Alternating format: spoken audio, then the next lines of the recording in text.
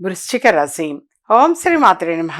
ఇప్పుడు తెలియజేసే అంశము వృశ్చిక రాశి వారికి అన్ని గ్రహాలు కూడా అనుకూలంగా ఉన్నాయనే చెప్పవచ్చు.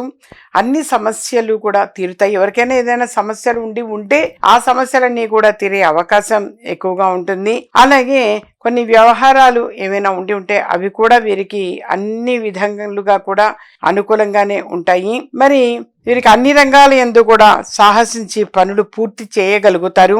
ధన ఆదాయము అనేటువంటిది కూడా చాలా బాగా ఉంటుంది. శనివారం రోజున మాత్రం శనిగ్రహానికి కాస్త పూజలు అనేటువంటివి చేయటము, అలా నువ్వుల నూనెతోటి కాస్త అభిషేకము అనేది చేయటము, దీని వలన మరి వీరికి శనిగ్రహ బాధలన్నీ కూడా తొలగిపోయే అవకాశం ఎక్కువగా ఉంటుంది.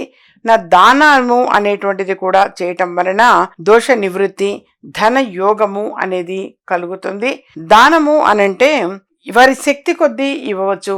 బ్రాహ్మణునికి తనకు భోజన నిమిత్తము ఇవ్వటము, బియ్యము, ఆకుకూరలు, వస్తు సామాగ్రి, ఇవన్నీ కూడా వారికి భోజనానికి ఏమైతే వంట వండుకోవడానికి అవసరమో అలా ఆ విధంగా గనక ఆ సామాగ్రిని అందజేసి నమస్కారం చేసుకోవడం వలన కూడా యథార్థంగా పుణ్య ఫలితం చోటు చేసుకునే అవకాశం ఎక్కువగా ఉంటుంది.